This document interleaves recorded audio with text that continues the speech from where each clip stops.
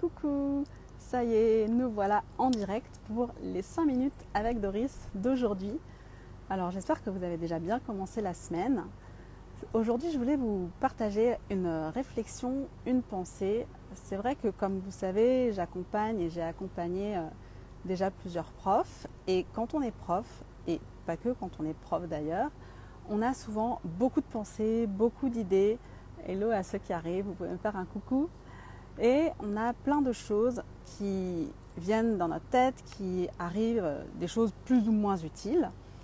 Et c'est fatigant en fait. C'est vrai que parfois on aimerait bien penser moins et on se demande mais comment on peut faire pour moins penser. Et on pense que ça nous permettrait d'avoir un peu plus de tranquillité d'esprit, d'être un peu plus zen, d'être un peu plus posé. Et effectivement, c'est vrai que quand on pense moins, quand c'est moins en train de tourner, c'est plus reposant, on va dire, parce qu'on arrive à être plus présent ou plus présente à ce qu'on fait.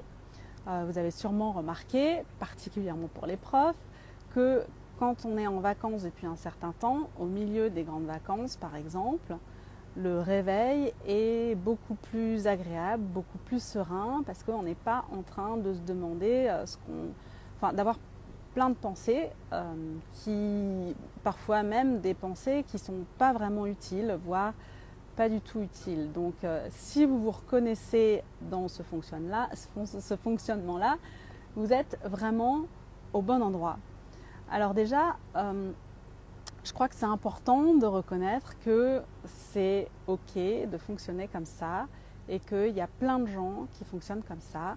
Si on en fait partie, eh ben, c'est pas grave. Il y a des gens qui ne fonctionnent pas du tout comme ça et ils ont un autre mode de fonctionnement. C'est pas mieux, c'est pas moins bien, c'est juste différent.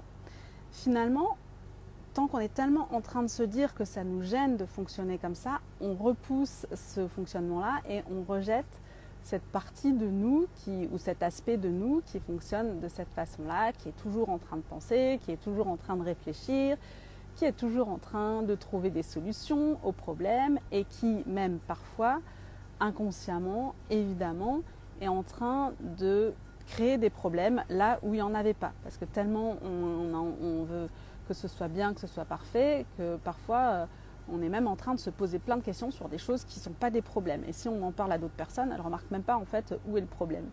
Donc en fait, c'est juste une question de fonctionnement. Et en s'entraînant à accepter cette partie-là de nous, ça va être plus facile d'accepter qu'on a plusieurs polarités.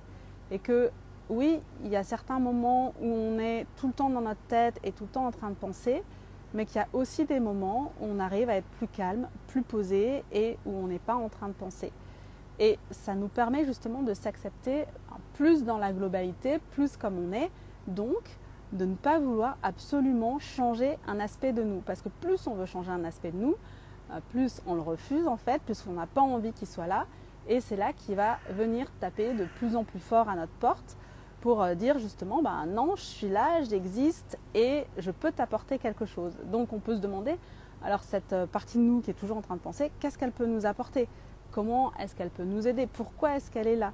Pourquoi on est toujours en train de penser ? Et finalement, elle est super précieuse cette partie parce que c'est ce fonctionnement-là qui fait qu'on est très souvent en train de réfléchir, qui nous permet aussi de voir d'autres propositions possibles, d'autres options quand on a une problématique, quand on a des questions, quand on veut organiser quelque chose, par exemple quand on veut faire nos cours, quand on veut gérer le planning, quand on a des demandes, des questions d'élèves, des questions de parents. C'est super précieux de pouvoir avoir plein d'idées et de choisir ensuite ces idées, de pouvoir analyser pour voir ce qui est le plus important, ce qui est le plus prioritaire ou pas.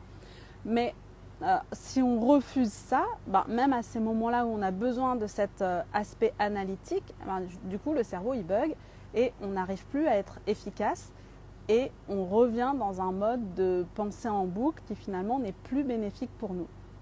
Donc c'est vraiment là mon invitation d'aujourd'hui, de s'entraîner à accepter les deux polarités, la partie de nous qui est posée, sereine, tranquille, mais aussi la partie qui est toujours en effervescence, en train de réfléchir et même au-delà des accepter, de les aimer et de se dire oui, ça fait partie de moi.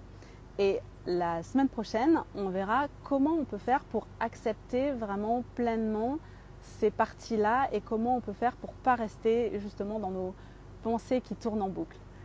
Voilà, j'espère que ça vous a plu, que vous êtes content des messages que je vous donne. Là, je vais vous laisser parce que ça fait 5 minutes et que je ne veux pas dépasser les 5 minutes. Je vous souhaite une bonne suite de semaine. Si vous avez des questions, je vous en prie. Si vous avez des questions, vous pouvez me les laisser en commentaire ou m'écrire en privé. Et je vous dis à tout bientôt, je vous embrasse. Salut!